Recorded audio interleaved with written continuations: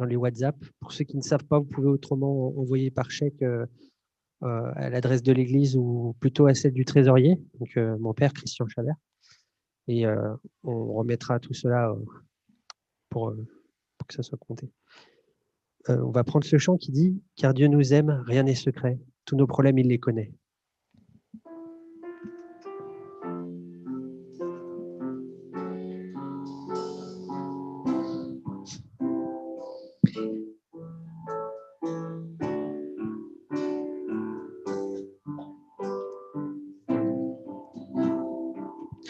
Car Dieu nous aime, rien n'est secret. Tous nos problèmes, il les connaît.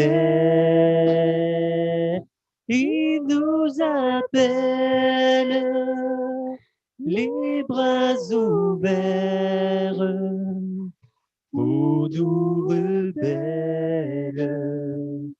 Il s'est offert, car Dieu nous aime, rien n'est secret. Tous nos problèmes, il les connaît. Il nous appelle, les bras ouverts, pour nous rebelles. Il s'est offert.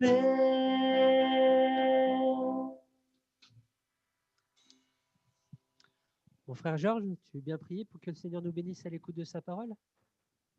Hein, Georges? Georges, je te parle? Oui, à toi. Tu veux prier pour que le Seigneur nous bénisse? Merci.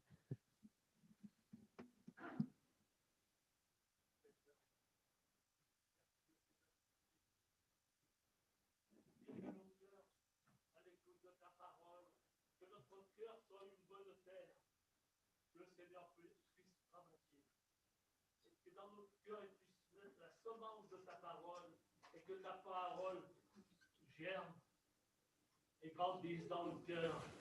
Que nous l'aimions, que nous la chérissions, cette parole, que nous la gardions, que l'ennemi ne la ravisse pas de notre cœur quand nous t'appellerons et que nous mettions en pratique cette parole pour la gloire de ton nom. Merci Seigneur. Amen.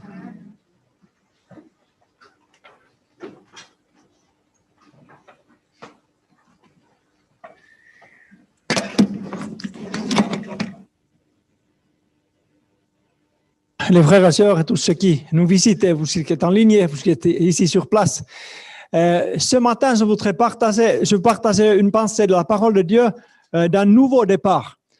C'est vrai qu'on commence une nouvelle année. C'est vrai qu'on a besoin d'un nouveau départ. Peut-être certains plus, certains moins, mais tous, on a besoin de vivre de nouveaux départs. Ou même si on ne connaît pas le Seigneur, on a besoin d'un nouveau départ avec lui. Ou si on connaît déjà le Seigneur, des fois, il nous faut faire de nouveaux départs dans notre vie chrétienne. Et ce matin, je voudrais ouvrir la parole de Dieu avec vous dans les Actes chapitre 10. Dans les Actes chapitre 10.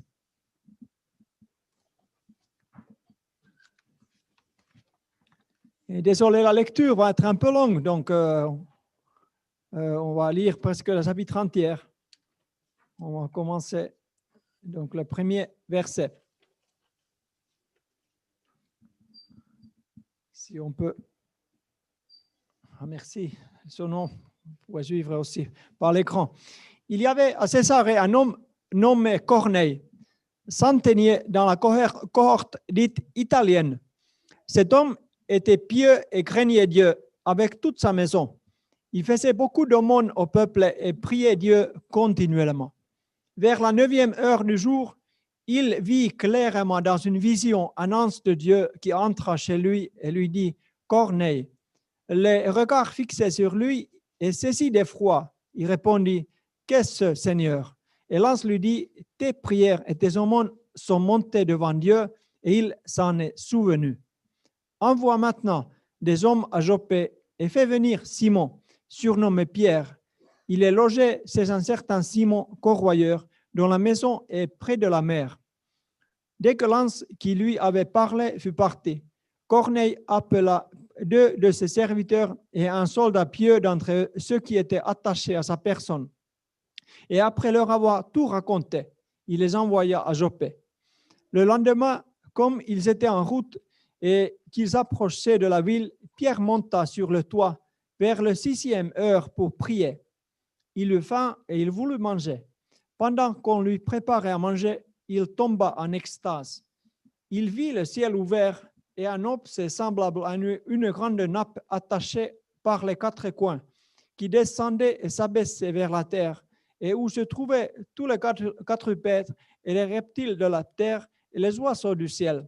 Et une voix lui dit, « Lève-toi, Pierre, tue et mange. » Mais Pierre dit, « Non, Seigneur, car je n'ai jamais rien mangé de souillé, ni d'impur. » Et pour la seconde fois, la voix se fit encore entendre à lui, « Ce que Dieu a déclaré pur, ne le regardez pas comme souillé. » Cela arriva jusqu'à 3 fois, et aussitôt après, l'objet fut retiré dans le ciel.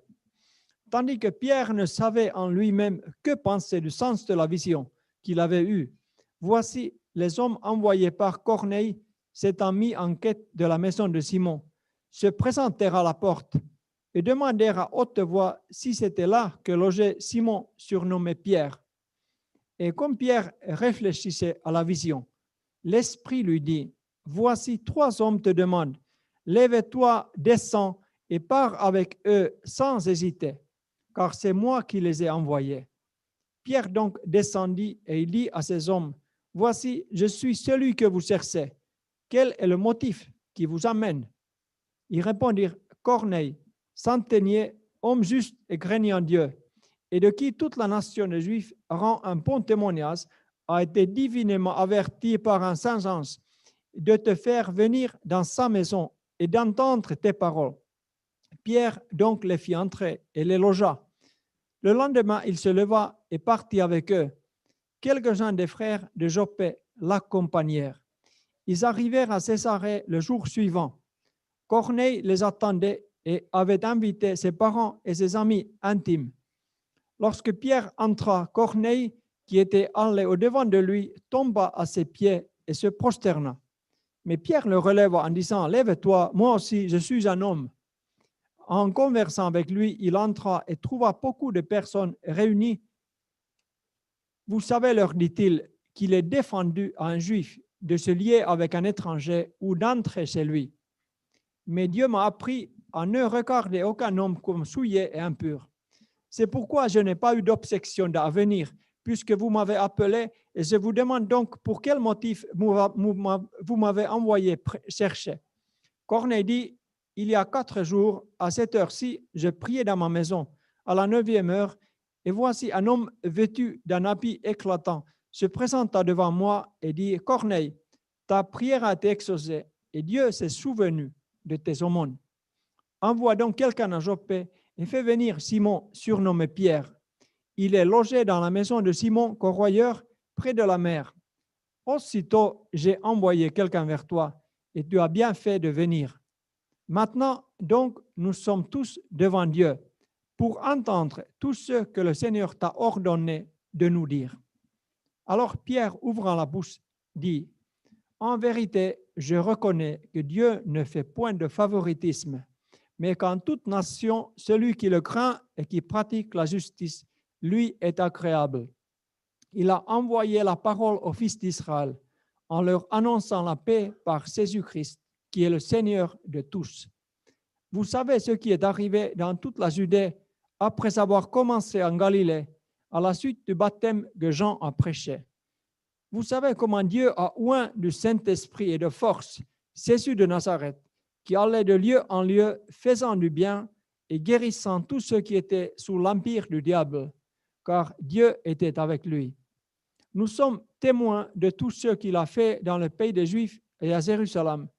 Ils l'ont tué en le pendant au bois. Dieu l'a ressuscité le 3e jour et il a permis qu'il apparaisse, non à tout le peuple, mais aux témoins choisis d'avance par Dieu, à nous qui avons mangé et bu avec lui, après qu'il fut ressuscité des morts.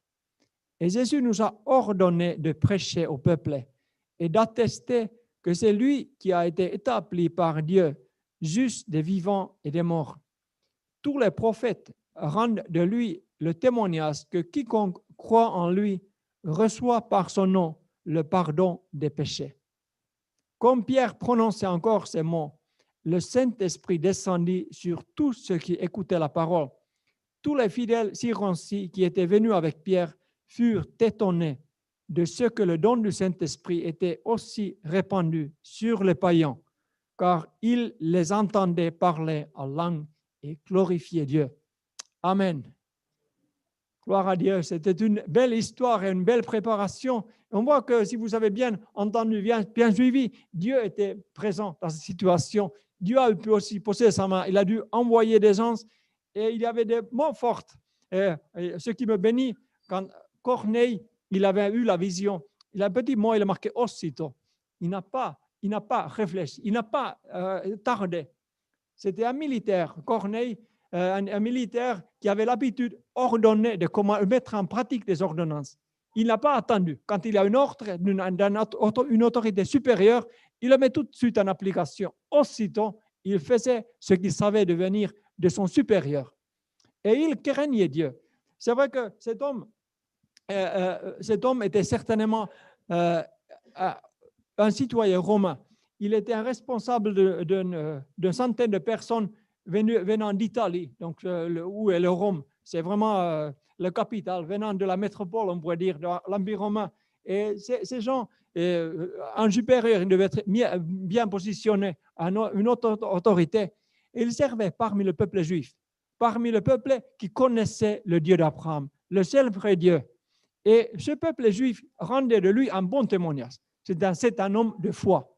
Et il n'était pas circoncis, il n'était pas prosélyte, mais c'était un homme qui craignait Dieu.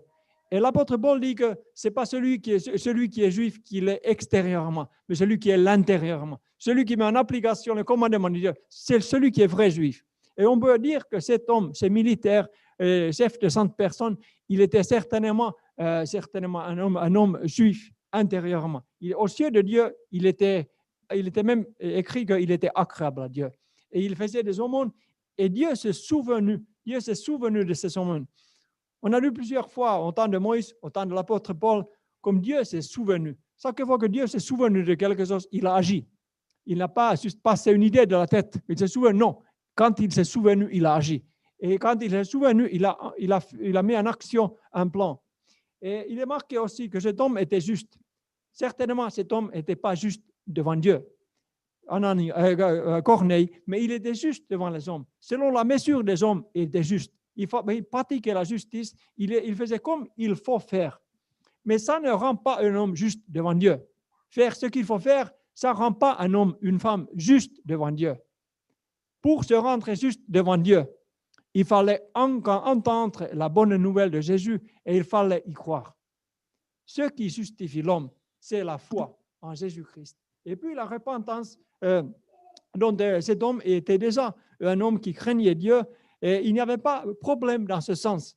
Et il craignait, il priait tout le temps, continuellement. Il a marqué que cet homme, Corneille, il avait une vie de prière, il craignait Dieu et il voulait être juste avec ses contemporains. Ce n'était pas un homme militaire. Des fois, il était mauvais, il volait des gens, il abusait des gens, mais ce n'était pas le cas de Corneille. C'est un homme qui craignait Dieu et il vivait parmi le peuple juif et il a observé leur mise en pratique, la parole, et ils ont compris que Dieu a vraiment envoyé la parole à Moïse.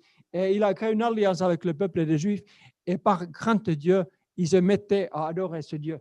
Et à la lumière qu'il avait, il possédait, il était juste, et il était, on pourrait presque dire, irréprochable par rapport à ce témoignage que nous avons lu. Mais une nouvelle étape devait commencer dans la famille de Corneille, parce qu'une nouvelle saison avait commencé avec la terre entière. Une nouvelle alliance avait été établie par Dieu, que nous célébrons toujours parmi nous, que Jésus-Christ, le Fils de Dieu, est venu sur cette terre. Le Messie que les Juifs attendaient depuis le siècle était descendu. Et il avait la joie de vivre de cette époque. Je ne sais pas s'il avait lui-même personnellement jamais vu Jésus. Peut-être pas, vivant en Césarée, mais il est certainement, il avait côtoyé déjà des gens qui avaient pris une position pour Jésus. Et maintenant, c'était son temps d'entendre la bonne nouvelle. Une nouvelle étape devait commencer dans sa vie, dans la famille de Corneille. Et c'était le premier païen officiellement converti en Jésus, qui a accepté le Seigneur. Et l'acte des apôtres consacre 2 chapitres pour raconter son témoignage, chapitre 11, chapitre 10 et chapitre 11. Donc c'est une importance aux yeux de Dieu, cette conversion. Et je pense qu'aussi pour nous, il y a une importance pour ce passage. Qu'est-ce qui s'est passé dans la maison de Corneille? Donc Corneille craignait Dieu. Il était pieux. Il s'occupait de la justice. Il a donné aux pauvres. Il était chef de centaines de personnes. Il était centenier, le chef d'une centaine de soldats italiens. Donc, c'était bien vu par les Romains. C'était pas n'importe qui. Un citoyen romain, et il servait dans le contexte hébraïque parmi le peuple juif. Il avait un bon témoignage de ceci. Et il croyait en Dieu d'Abraham, mais il n'était pas un prosélyte circoncis. Et il est écrit qu'il était agréable à Dieu. La seule chose qui lui manquait, il n'était pas sauvé. Il n'était pas sauvé. Mais il était agréable à Dieu, il cherchait Dieu. Donc Dieu dit que cherchez-moi pendant qu'il se trouve. Et il se mettait à chercher Dieu. Il dit que cherchez et vous trouverez, Jésus a dit. Donc il se mettait toute sa force, tout ce qu'il avait, il a cherché Dieu. Et Dieu a fait le reste. Dieu s'en est occupé, il s'est souvenu de lui. Il a vu que cet homme cherche Dieu. Mais il ne pouvait pas, par ses œuvres, la trouver. Il pouvait chercher, mais Dieu a permis de le trouver. Parce qu'il est écrit dans l'Évangile que Jésus-Christ est venu chercher et sauver ce qui était perdu. Nous cherchons, mais en fait, c'est Dieu qui trouve. C'est Dieu qui trouve. Et Dieu a trouvé cet homme. Mais avant, il n'était pas sauvé. Il pratiquait la justice, mais nos bonnes œuvres et nos œuvres, il ne nous sauve pas. C'est vrai qu'il nous rend agréables. Et souvent, des personnes qui ne connaissent pas Jésus ou qui ne veulent pas croire en Jésus, ils peuvent vivre une vie énormément juste, presque irréprochable. Mais malheureusement, ils ne sont pas sauvés. Et ce qui compte vraiment, comme dit dans la parole de Dieu, que tu peux sauver, tu peux gagner tout le monde entier, mais tu peux en même temps perdre ton âme. Donc, ce qui est le plus important, que notre âme soit sauvée. Et c'est aussi l'importance, c'est aussi l'intérêt de Dieu de sauver des âmes. Et c'est pour ça que Dieu est venu à mi-chemin à Corneille. Il voulait chercher Dieu et il voulait connaître, il voulait savoir, il voulait servir ce Dieu, il voulait être juste. Et Dieu a fait le pas et il a parlé, il a envoyé un ange. L'ange est venu, mais il n'a pas annoncé la bonne nouvelle. Il n'a pas annoncé la parole de Jésus. Il a dit que non, allez chercher quelqu'un. Le premier Noël, c'était les anges qui ont dit, ils ont annoncé la bonne nouvelle. Je vous annonce une bonne nouvelle. Il vous est né un sauveur. Et il les a envoyés à Bethléem. Là, ils ont pu annoncer parce qu'entre-temps, Jésus avait envoyé d'autres personnes. À l'époque, au premier Noël, il n'y avait personne pour annoncer la bonne nouvelle. Mais ici, au temps de Corneille, Jésus avait déjà envoyé des 12 apôtres, 120 apôtres, les disciples qui sont venus. Jésus les avait déjà envoyés. Maintenant, c'était leur devoir, leur but, comme c'est maintenant la nôtre, pour annoncer la bonne nouvelle. Mais Dieu peut nous convoquer, comme il a convoqué Pierre. Va dans cette maison. Et Pierre, il a obéi. Il a aussi obéi. Comme Ananias, il a obéi. Pierre, il a dit que Jésus nous a ordonné de prêcher. Et quand il y avait une convocation un peu particulière pour aller chez un militaire romain, il devait être préparé. Parce que cet homme, même s'il était juif et il rendait un bon témoignage, il n'avait pas d'autorité selon sa coutume, selon la loi de Moïse. Selon la loi de Moïse, il ne pouvait pas entrer chez un non-juif, chez un païen. On ne savait pas, peut-être qu'il consommait du viande de porc, il utilisait des pratiques qui étaient interdites aux juifs. Et il ne pouvait pas y aller. Et c'est pour cela qu'il devait recevoir une révélation. Et il a dû rappeler la parole de Jésus, que ce n'est pas ce qui entre dans la bouche qui va souiller l'homme, mais c'est ce qui sort de la bouche. C'est la malédiction, des grossièretés, c'est des gros mots, et ce qu'on en parle mal, c'est ce qui suit l'homme. Ce n'est pas le viande mal préparé ou un mauvais viande, même un viande d'un serpent. Ça ne suit pas l'homme. Dieu avait sanctifié. Dans l'ancienne alliance, la pureté, c'était la pratique extérieure. Mais dans la nouvelle alliance, la pureté est une question de l'intérieur, une question de cœur. Et quand Jésus est venu, la nouvelle alliance a été établie et Dieu a déclaré la nourriture pure. C'est pas sûr que toute la nourriture c'est bon à manger, vu que c'est pur, mais ça souille pas notre cœur. Ça peut souiller notre corps, mais ça souille pas notre cœur, comme vous le savez tous. Et donc, Dieu se souvint de Corneille, car Corneille le cherchait avec la lumière, avec la mesure de lumière qu'il avait reçue. Mais il lui manquait l'essentiel, le salut de l'âme. Et donc, Pierre a été préparé et Dieu a envoyé d'abord un ange pour le conseiller, pour comment recevoir cette lumière qui lui manquait encore. Il a dit que allez chercher Pierre. Il était à côté, dans la ville de Joppe, pas loin de la ville qui s'appelle aujourd'hui Jaffa, ce qui était pas loin de la mer, à peu près 50 km à distance. Il fallait 1 jour et demi pour y aller. Et donc, il fallait 3 jours faire aller-retour, faire la route pour aller voir Pierre, pour aller le chercher. Et on peut en déduire la durée entre le salut révélé et la vie nouvelle jaillit dans le cœur. Et on voit que ces 3 jours est déjà présent dans plusieurs endroits. On a vu dans le témoignage, Corneille a dit qu'il y a 4 jours à cette heure-ci. 4 jours après, il prononce ces paroles. Mais la distance, aller-retour, ça faisait 3 jours. Il y a même les Bibles qui disent, à la place de 4, ils disent 3, comme Septuagint, peut-être quelqu'un a une nouvelle Bible, Louis II 21, le chiffre est 3 au lieu de 4. Ça veut dire que la distance, il fallait 3 jours pour aller-retour.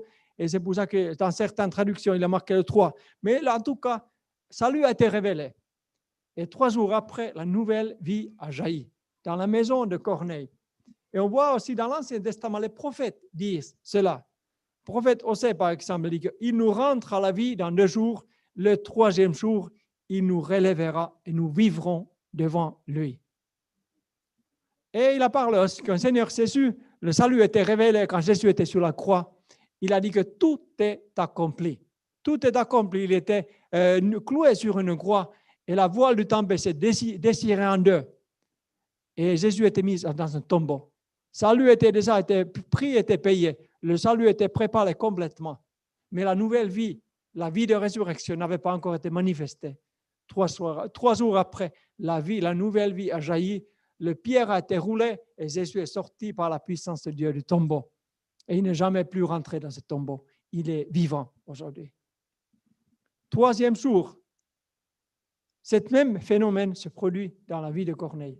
Il a eu la révélation que l'ange est venu aller chercher quelqu'un qui va vous révéler la bonne nouvelle, pour vous annoncer la bonne nouvelle.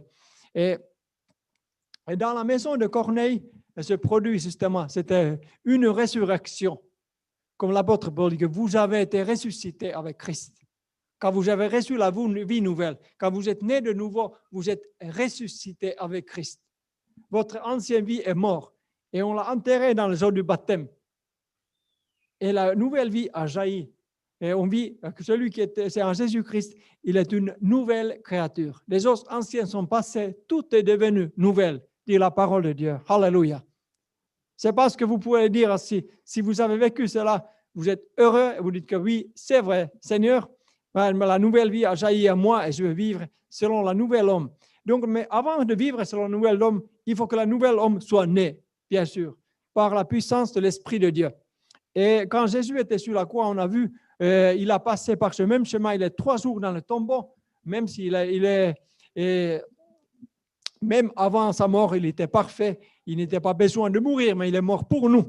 Et puis, dans la maison de Corneille, cette résurrection, il y avait après le voyage de 3 jours, alors que Pierre est entré à la maison, et il commence à proclamer la bonne nouvelle. Et comme c'est dit que Pierre n'a culturellement aucun droit, et ni de la part de sa religion, aucun droit d'entrer dans la maison de ce païen, qui peuvent justement consommer la viande du porc ou des aliments impurs et qui peuvent heurter les rituels de la loi de Moïse. Mais Pierre aussi, il a eu la vision. Ne dites pas souiller un homme qui cherche Dieu. Ne dites pas souillé un homme qui veut me rencontrer, un homme qui me craint. Ne dites pas que cet homme est souillé.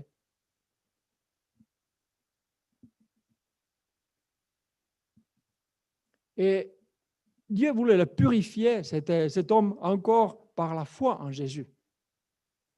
Même s'il était juste aux yeux des hommes, Dieu voulait le justifier aussi, qu'il soit juste aux yeux de Dieu, et soit justifié aussi aux yeux de Dieu, qu'il soit sauvé, qu'il soit pardonné, même par sa nature, de sa nature pécheresse. Et il a eu cette vision, ça l'a convaincu, et Pierre n'a pas hésité. Aussi, comme Corneille, aussitôt il a envoyé des ambassadeurs pour chercher Pierre non plus, il n'a pas hésité, il n'a pas résisté, il a reçu un ordre d'une autorité supérieure. Il n'a pas résisté, il n'a pas remis en question. Mais c'est qui parle? Non, mais de quel droit il vient me dire cela? Non, il a obéi la parole de Dieu. Et c'est pour cela, quand on obéit la parole de Dieu, le miracle qui se produit. Les hommes sont nés de nouveau et il y a des rencontres avec le Seigneur. Et Dieu veut purifier, Dieu voulait purifier Corneille et sa famille et le faire naître de nouveau, vivre une vraie rencontre avec Dieu. C'est vrai qu'il avait prié, peut-être, je ne sais pas combien de temps il exerce une vie de prière. Mais maintenant, Dieu a voulu changer sa vie de prière, une vie de communion. Qu'ils puissent vivre en relation, que leur prière soit plus un monologue, mais que leur prière soit un dialogue. Il y a une communion qui s'établisse parmi Corneille et parmi son Dieu, que le péché avait rompu, mais Dieu voulait la rétablir. Et c'est comme Corneille, Pierre, il a dû aussi se retenir cette parole, que ce n'est pas ce qui entre par la bouche qui suit l'homme, mais ce qui sort de la bouche. Et de toutes sortes de malédictions. Et ils ont dû résoudre. Pierre n'a plus hésité. Il a dû résoudre que maintenant la nouvelle alliance, que je n'ai pas le droit de... naturellement, je ne toucherai pas. Je n'entrerai pas dans la maison chez un païen, mais quand il a eu un encouragement, il a eu une vision, une révélation qu'il faut y aller. Il faut obéir au Seigneur. Et il a dû se retenir aussi les paroles que Jésus a dit, aller dans le monde entier, commençant par Jérusalem, qu'après, pour aller au monde entier, il faut absolument rentrer chez les gens de païens, ceux qui n'étaient pas juifs. Mais ils avaient du mal à obéir. Et il fallait rappeler de nouveau, remettre ces paroles dans leur cœur pour qu'ils obéissent. Et là, il y avait une visitation très forte. Et Jésus, dans sa vie, comme c'était le temps pour Corneille de recevoir une visitation de Dieu. Jésus, dans sa vie terrestre, avant d'être monté dans le ciel, il a exaucé plusieurs militaires. Ça m'étonne. Plusieurs fois, il était face aux militaires. Vous savez que les militaires, des fois, on les regarde un peu de travers. Moi, j'ai les gens qui ont prêt à tuer et on les met un peu de côté.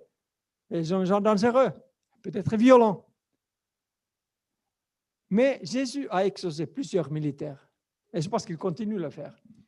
C'était des gens engagés dans un service rigoureux qui devaient donner et recevoir des ordres, même pour tuer. C'était en même temps ceux qui comprenaient l'engagement. C'était les militaires qui comprenaient l'engagement. C'était les militaires qui comprenaient la discipline. Jésus voulait faire les disciples. C'est facile à commencer avec les militaires parce qu'ils ont une idée. Ils comprenaient la discipline. Ils comprenaient le service. Ils comprenaient l'ordre. Ils comprenaient l'autorité. Ils comprenaient le respect. Ils comprenaient le combat. Ça vous dit rien dans la vie chrétienne. Toutes ces choses sont des choses qui nous touchent. Et les militaires, ils ont une affaire quotidienne avec ces choses. Tout ce qui fait partir du royaume de Dieu, la vie chrétienne, ce sont des violents qui s'emparent du royaume, Jésus a dit. Parce qu'ils comprennent quelque chose. Peut-être qu'ils ne sont pas fortement civilisés, mais ils comprennent quelque chose qui fait partir. Civilisation, c'est la vie des hommes. Et je ne sais pas si ça vient de Dieu. Mais ce sont des choses qui sont présentes dans la parole de Dieu, devraient être présentes aussi dans la vie d'un disciple de Jésus. Mais les religieux et les incrédules ont constaté l'autorité dans la vie de Jésus. Ils ont vu, ils ont constaté l'autorité, mais ils ne l'ont pas accepté. Ils ne voulaient pas l'autorité de Jésus.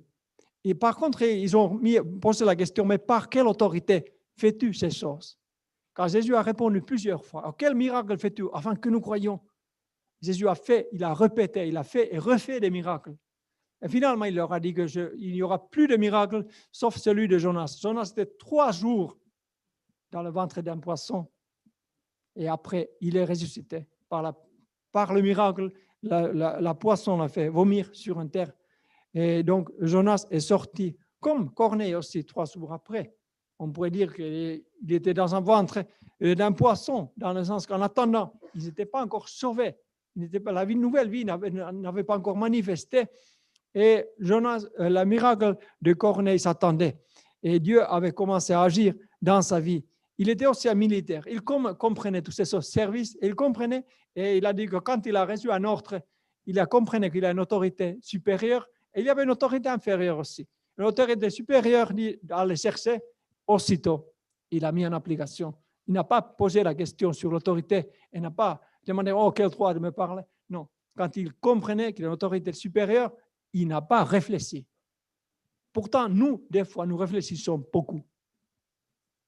Et un parmi les soldats secourus, justement dont il est question, qui était secouru, exaucé par Jésus, qui avait guéri son serviteur. Au temps de Jésus était sous une autorité. Bien sûr, il comprenait l'autorité parce qu'il a l'autorité. Il comprenait l'autorité. Il était sous l'autorité de la parole de Dieu, sous l'autorité de la loi de Moïse.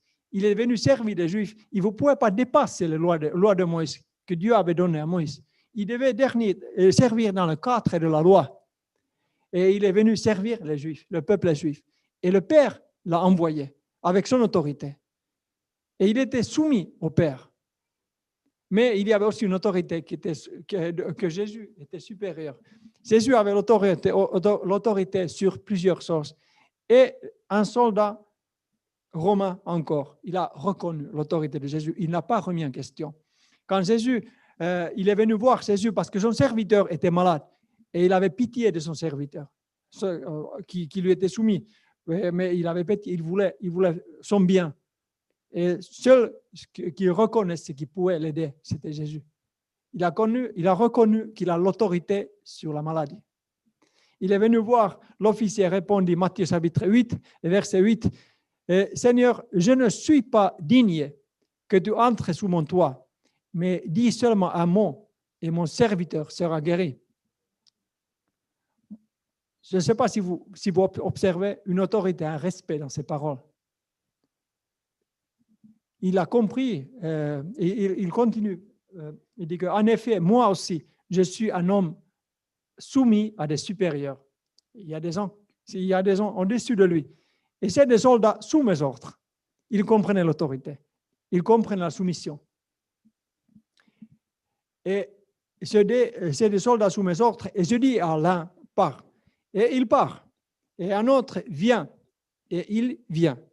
Et à mon esclave, fais ceci, il le fait. Après l'avoir entendu, Jésus fut dans l'admiration. Il dit à ceux qui le suivaient, je vous dis en vérité, même en Israël, je n'ai pas trouvé une aussi grande foi. Il n'était pas un Israélite, mais il est venu vers Jésus. Il a vu, il comprenait qu'un Juif ne peut pas entrer chez un païen. Il se prenait pour un païen. Il ne se prenait pas pour un favori de Dieu. Il se prenait quelqu'un qui était mis de côté, qui n'était pas encore son temps à être sauvé, même pas entendre la bonne nouvelle, parce que Jésus était venu pour les Juifs. Et son temps viendrait plus tard. Il a dit que si il insiste que Jésus rentre à sa maison, il le mettrait en difficulté avec son propre peuple. Il comprenait que Jésus était soumis à la loi de Moïse. Il devait servir dans son cadre. Et il craignait Dieu. Et il ne voulait pas mettre Jésus dans une position difficile. Il a dit, par contre, il a honoré, il a respecté Jésus. Il a voulu le garder. Mais il connaissait son autorité. Il dit qu'il te suffit seulement de dire un mot. Et maladie s'en va. Parce qu'il connaissait l'autorité. Et il a reconnu l'autorité de Jésus. Il n'était pas là pour vraiment qui tu es pour faire des miracles là-bas. Et non. Il a honoré Jésus. Et c'est bon que nous puissions aussi honorer Jésus. Et le soldat comprenait la soumission et l'autorité de Jésus, soumis au commandement du Père, à la loi de Moïse. Mais il avait l'autorité sur la maladie, sur le diable, sur les démons, sur le pouvoir. Il avait le pouvoir sur le péché. Il avait l'autorité de pardonner les péchés. Et ce soldat, ce n'était pas un rebelle. Et il avait provoqué une admiration à Jésus. C'est une bonne nouvelle. Toi aussi, tu peux provoquer une admiration dans le cœur de Dieu. Dans le cœur de Jésus, tu peux provoquer une admiration. Dans une situation difficile, peut-être dans le cadre familial difficile, tu peux mettre ta foi, tu peux confesser le nom de Jésus. Et Jésus est dans l'admiration. Oh là là, dans cette circonstance, il m'a reconnu, il m'a confessé, il n'a pas craint à prononcer mon nom. Et Jésus est dans l'admiration. Il a dit que celui qui me sert, Dieu le Père l'honorera. Et par la foi, nous pouvons encore aujourd'hui provoquer une admiration dans le cœur de Jésus. Mais cette soumission que ce soldat avait dans sa vie, il a plusieurs soldats, ce respect, cette connaissance de l'autorité, connaissance des ordres. Et beaucoup, des fois, nous avons dans l'Occident surtout une compréhension un peu différente. Nous pensons que celui qui est rebelle, celui qui est anarchie, qui vit dans une anarchie, ils sont courageux.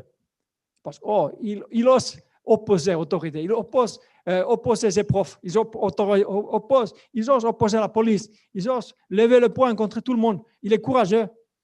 Mais pour les militaires, ce n'est pas comme ça. C'est les gens qui sont obéissants, qui sont les plus courageux. Quand tu reçois un ordre, avancez. Il ne pose pas de questions, il avance. C'est lui qui est courageux. Il reçoit une parole de Dieu, il ne pose pas de questions, il avance. C'est lui qui est courageux. Qui reconnaît l'autorité de Dieu sans poser des questions. C'est souvent la crainte qui nous fait poser des questions, questionner l'autorité de Dieu. Mais qu'est-ce qui va arriver? Et juste ça va tourner la tête. Ah, mais est-ce que vraiment ça vient de Dieu? Mais on voit que c'est le diable qui est derrière la crainte, derrière l'anarchie, derrière la rébellion. Ce n'est pas Dieu. Et ce ne sont pas des rebelles qui sont courageux, même s'ils sont souvent suivis. Ils sont souvent beaucoup de gens qui les suivent et les adorent, mais ce n'est pas eux qui sont courageux, mais ce sont les soldats obéissants qui ont les plus courageux, qui avancent par un ordre sans discuter. Comme c'est la crainte qui provoque des discussions et des mises en question. D'où vient cette autorité? Mais les soldats dans la Bible, les militaires que Jésus a rencontrés, reçoivent l'approbation, même l'admiration de Jésus. Et l'exaucement, y compris Corneille, il reçoit l'exaucement. En faisant cela, en recevant les serviteurs de Dieu, en répondant positivement à leur message, ils se mettent en conflit avec certaines de la communauté qu'ils servent, la communauté juive, en acceptant le Messie, Jésus, en reconnaissant, en recevant l'onction de Dieu, en acceptant le message de Pierre. Ils n'ont pas certainement tous bien vu. Tous ceux qui l'ont adoré, tous qui rendent de bons témoignages sur lui, peut-être leur idée a changé, mais l'idée de Dieu n'a pas changé. Dieu, ils étaient agréables à Dieu, maintenant ils étaient justifiés par Dieu en acceptant le message de Pierre. Et les soldats ont été souvent exaucés. Et ici, on retourne à la maison de Corneille, où Pierre ouvre la bouche. Quel était son message? Il est venu, c'est Corneille, avec un message. Verset 34, on avait lu que alors Pierre, ouvrant la bouche, dit en vérité, je reconnais que Dieu ne fait point favoritisme, mais qu'en toute nation, en celui qui le craint et qui pratique la justice est agréable. La Pierre ne veut pas dire que tout ce qui craint Dieu, qui pratique les bonnes œuvres, il est sauvé. Il ne dit pas ça. Mais il est justement qu'il a son cœur est déjà incliné vers Dieu et Dieu est prêt à se manifester en une telle personne qui il est agréable. Comme c'était le cas de Lydie, quand l'apôtre Paul est parti à Philippe, Lydie et les femmes qui étaient dans la prière, mais ils devaient entendre la bonne nouvelle. Ils devaient entendre le message de Jésus. Il y avait un lieu de prière. Paul et Pierre, ils ne les ont pas appris à prier.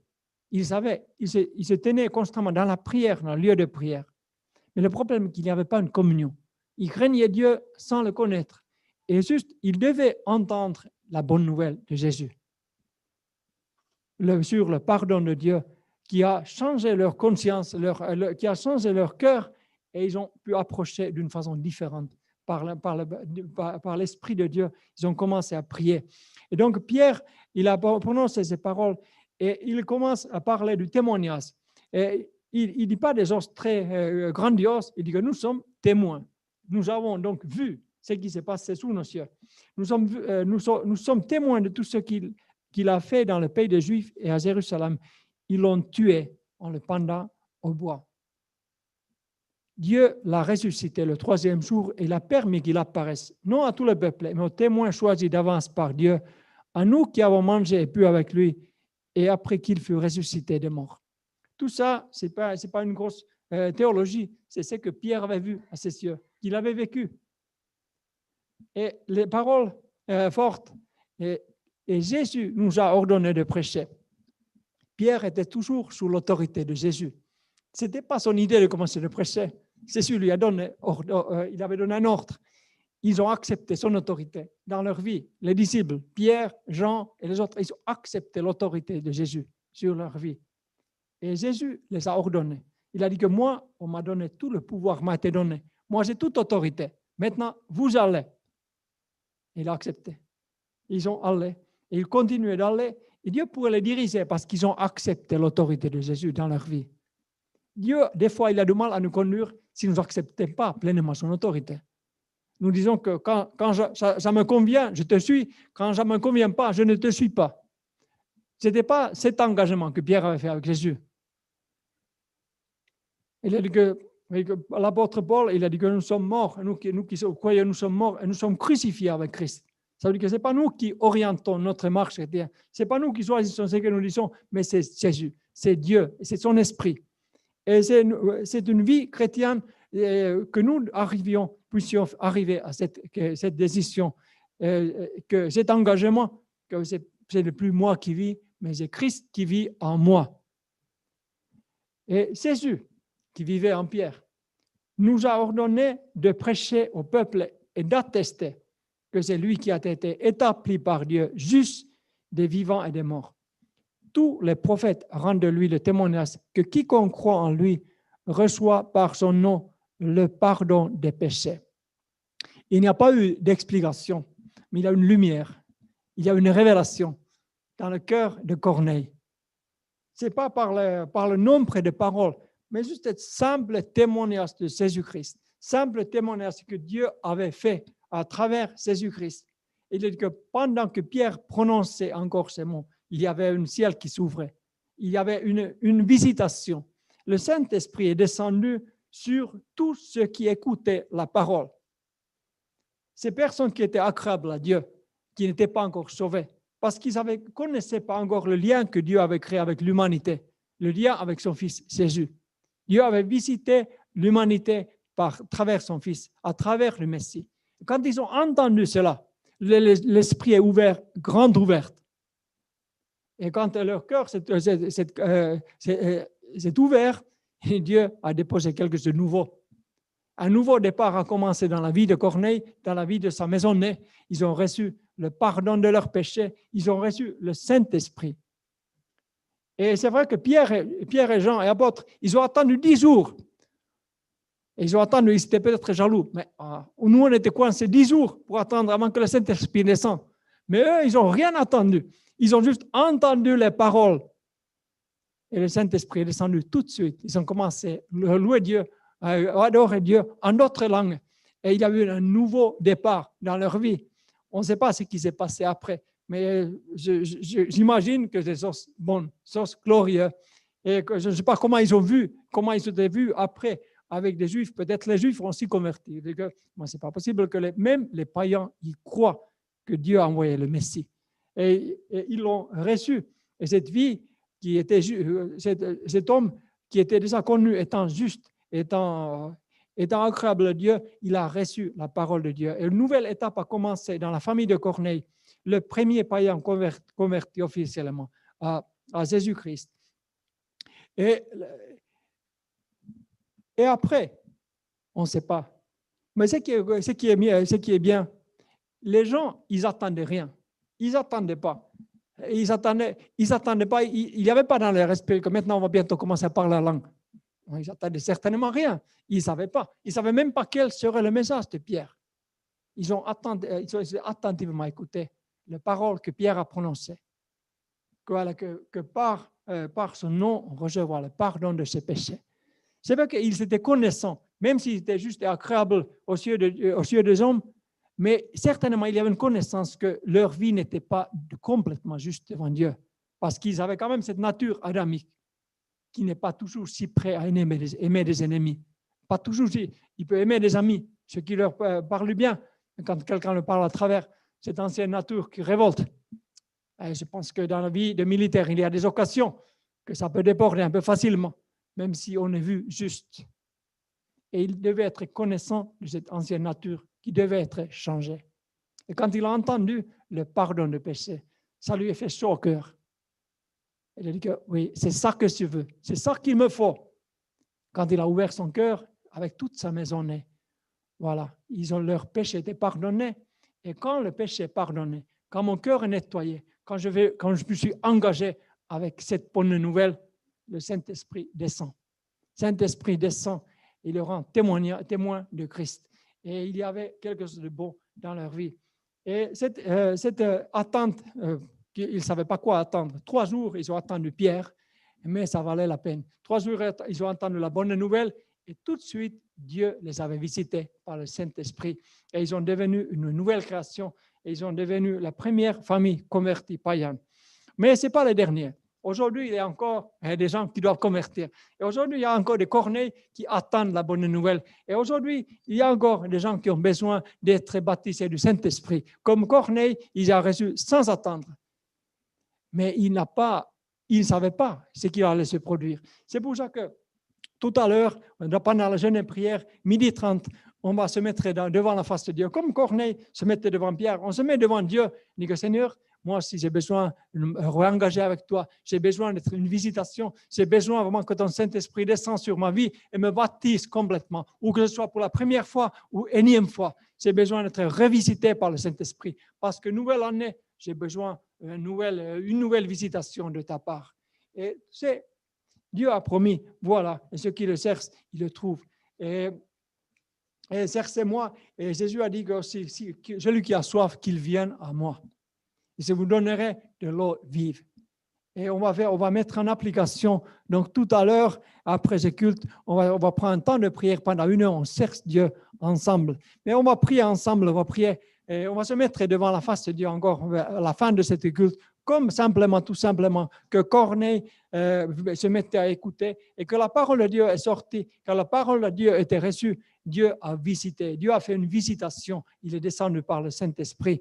Et il y a la maison, la joie a rempli cette maison. Et cette même joie peut remplir ton cœur si tu ouvres ton cœur comme Corneille a ouvert son cœur dans la présence de Dieu. Le Saint-Esprit est descendu. Le sang de Jésus l'a purifié instamment parce qu'ils l'ont mis à la foi. Ils l'ont mis en application. Il y avait un engagement. Cet homme comprenait l'engagement. Il comprenait la discipline, le service. Et il voulait appliquer sa connaissance dans la parole de Dieu, dans la personne de Jésus-Christ. Ils ont fait un engagement fort et Dieu avait répandu un engagement, une visitation forte. Gloire à Dieu. Seigneur, merci. Ce matin, nous sommes devant toi, Seigneur. Nous avons aussi besoin d'être engagés avec toi. Nous avons aussi besoin de discipliner nos vies, Seigneur Jésus. Et nous voulons discipliner nos vies avec ta parole. Seigneur, nous ne voulons pas réfléchir quand nous entendons une parole. Nous voulons dire qu'aussitôt que parole était adressée à moi, je le mettais en application, je mettais en règle, je mettais en ordre, comme Corneille a mis en ordre, comme Pierre a mis en ordre. Et Seigneur, tu n'as pas tardé non plus de les visiter, tu n'as pas tardé de les baptiser de son Saint-Esprit. Et Seigneur, aujourd'hui, je prie pour chacun de nous, Seigneur, que nous puissions recevoir un baptême du Saint-Esprit, ceux qui n'ont pas reçu, nous puissions recevoir une nouvelle visitation de ton Saint-Esprit, une nouvelle force, une nouvelle onction, Jésus, cette eau vive qui vient de toi, Jésus. Merci de nous bénir. Bénis chacun chacun des frères et sœurs qui sont alignés ou dans cette salle, Jésus. Tu es aussi celui qui a l'autorité toujours sur la maladie, toujours l'autorité sur l'oppression. Et Seigneur, merci de libérer ton peuple ce matin pour la gloire de ton nom. Alléluia. Gloire à Dieu. Merci, Jésus. Amen. Gloire à Dieu. Alléluia. Alléluia. Merci, Jésus. Alléluia. Merci, Jésus. Est-ce qu'il y a une personne dans la salle qui a un besoin devant Dieu, qui voudrait, ou a besoin d'engager, vous savez que mon engagement était trop faible, mon engagement a failli, c'est des choses que je dois je dois remettre à mon Dieu. Et s'il y a des personnes, je voudrais quand même laisser une occasion, dire que voilà, moi j'ai besoin de me mettre en question. S'il y a une personne qui veut dire, peut-être juste aller voir la main, que voilà, priez pour moi, j'ai besoin du soutien de Dieu pour mon engagement, pour que je puisse être vraiment entière à Dieu pour cette nouvelle année. Alléluia, c'est sûr, gloire à Dieu. Merci Jésus. Ouais. Seigneur nous voit tous, voilà, il voit nos mains, il connaît nos cœurs. Seigneur, merci, c'est bon aussi, confessez Seigneur. Et combien de fois, Seigneur, cet engagement que tu as manifesté envers nous, cet engagement qui te fait lever, qui te fait monter sur une croix, ça se trouve pas dans notre vie. Mais Seigneur, nous voulons, en reconnaissant ton sacrifice, ton amour et aussi ton autorité sur notre vie, nous voulons, Seigneur, mettre en règle. Nous voulons soumettre à toi. Nous voulons nous engager avec toi, Seigneur. Merci de fortifier nos cœurs, Seigneur Jésus, que nous puissions devenir comme Corneille, comme Pierre, Seigneur, qui tout de suite ont répondu. Seigneur, nous voulons avoir de repentance aussi. Quand tu parles à nos cœurs, Seigneur, qu'il y a de repentance, Seigneur. Merci, Seigneur, de nous soutenir dans nos combats quotidiens, Seigneur, afin que nous puissions marcher de victoire en victoire avec toi. Au nom de Jésus. Amen. Gloire à Dieu. Voilà, notre culte prendra la fin. Donc, tout à l'heure, à 12h30, on va aérer la salle et puis on va continuer en temps de prière et jeûne. Mais on va juste faire pendant 1 heure. Et puis, au plus tard, à 14h, on commence notre formation INSTE. Et donc, pour ces journées. Et donc, vraiment que le Seigneur vous bénisse. Et le prochain rendez-vous, c'est à 19h30, mardi soir, après, bien sûr.